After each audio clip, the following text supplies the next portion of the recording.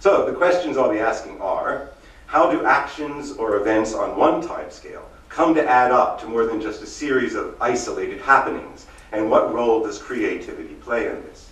How do brief encounters in classrooms, laboratories, skate parks, and city streets over time come to add up to careers, lifetime participation in communities, and appropriate social identities?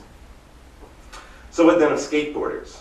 What are the timescales upon which skateboarding and processes leading to its mastery take place? And what role do semiotic artifacts play in the transfer of meaning across timescales? In this chart, I've mapped out the various timescales implicated in the activity of skating, in much the way Lemke mapped out classroom learning, starting from the tiny muscular movements that go into making a trick, to the sequences of tricks that make up what are called lines, to the skating session, the day, the week, the year, the career of a particular skater, the lifespan of an individual, the 20-odd-year history of skateboarding in Hong Kong, the approximately 50-year history of global skateboarding, and longer cycles of social, economic, and technological change. In the act of skating, all of these timescales are potentially present. It just depends on our perspective. A particular trick, for example, can be seen as made up of various micro moves, or as a moment in the learning of a trajectory of a particular skater, or in terms of the evolution of the sport of skateboarding. So what I'd like to explore here is the relationship among these processes, and in particular, how semiotic artifacts serve to link and mediate between bodily, social, institutional, and historical processes occurring on different timescales. The semiotic artifact I'm interested in is the amateur skate video. From the early days of skating, video has always played an important role in the sport. Before the internet, skaters used to trade Betamax and VHS tapes of themselves and gather in skate shops to watch grainy skate videos over cigarettes and beer. Nowadays, they post their videos on YouTube, MySpace, and other sites, sending these documents of momentary tricks done in specific spots across longer time scales and spatially distant places. Learning how to shoot, perform, and edit videos is to some extent part of learning to be a skater. They regularly bring video equipment with them when they skate to document their activities, and spend hours meticulously editing these videos and setting them to music. Video is a part of every stage of the skater's career, from the beginning when he carefully studies them to understand how a particular trick is done or to inspire himself, to later stages where he makes his own videos, maybe sending them to shoe and clothing companies in the hopes of being sponsored. The skate video is not a random collection of shots of people skating. It's genre, with clear conventions which have particular meanings and currency within this digital community. Typically, these videos open with an initial narrative frame in which characters are introduced. Characters which often include not just skaters themselves, but also various bystanders, passers-by, and antagonists, usually in the form of policemen or security guards. The bulk, of course, consists of skating, a series of successively beautifully executed lines that give the viewer the impression that the skater is traveling seamlessly through the environment, weaving a geographic narrative, a journey in which successive architectural objects present obstacles for the hero to overcome. So it's rather like a traditional hero narrative. They're usually shot with a special wide-angle lens known as a fisheye lens. Music, of course, is also a very important feature, and soundtracks range from hip-hop, punk, to Michael Jackson, to Billie Holiday. But whatever track is chosen, the footage is edited so that the rhythms of the skating are carefully entrained with the rhythms of the music.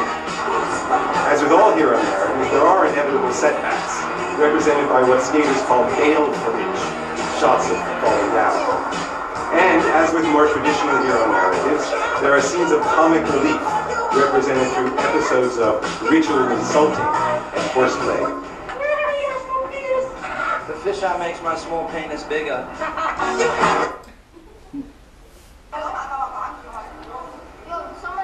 Joey, come with me and film the shit, okay?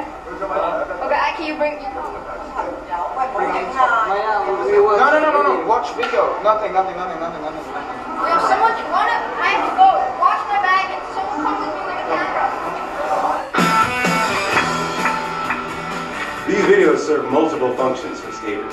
For individuals, they serve as inspirational and instructional tools, as proof of their accomplishment, texts of self-promotion. They might submit to skate shops or equipment manufacturers to seek sponsorship.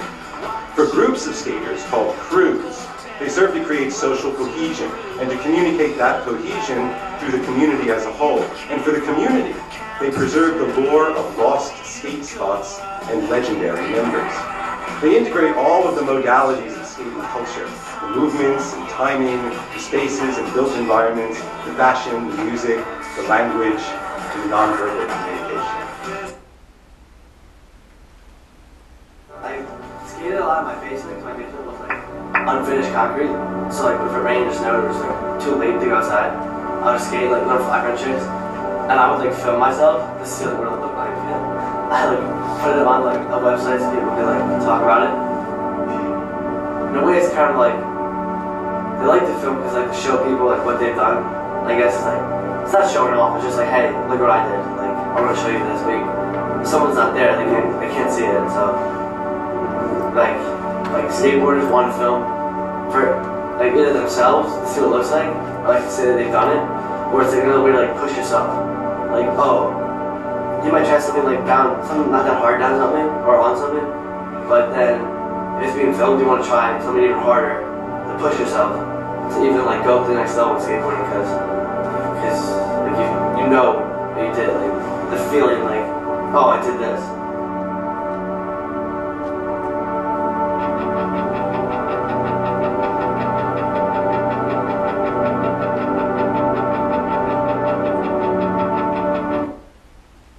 I suppose the function I'm most interested in here is the idea of going to the next level, what dynamical system theorists refer to as emergence.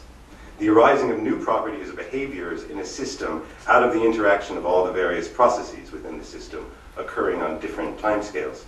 Emergence is a change of state in the system. So how do these videos help engender these changes in state, both within the individual skater and within the communities of which he's a part? How do they help bring him to the next level? I will argue that they do this by helping skaters integrate short-scale processes of tiny muscular movements with longer-scale processes occurring over days, weeks, years, individual skateboarding careers, and the histories of the community. That they help them to turn moments into lifetimes. The shortest time scale accessible to the consciousness of a skater is that on which the move occurs. A move consists of a rapid series of muscular contractions which cause variations in weight distribution on the board or against the ground.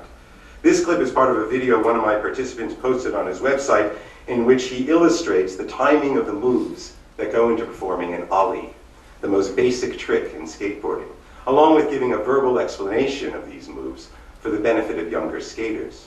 Such videos play an integral part in the education of the skater, linking the momentary microseconds of the move to longer timescales of learning trajectories. But such modes of watching are not limited to these do-it-yourself instructional videos. When skaters watch any skating video, they watch it with a different eye than we do, paying attention to tiny microsecond processes that are invisible to the untrained eye. Whereas the move is the smallest feelable unit, the trick is the smallest nameable one. This trick, for example, is called a half-cab flip. The trick is really the whole point of skateboarding, the moment where, in the midst of the body's micro-measurement of space and time and texture, the skater is lifted out of time. The biological process that my participants insisted the trick might be best compared to is the orgasm.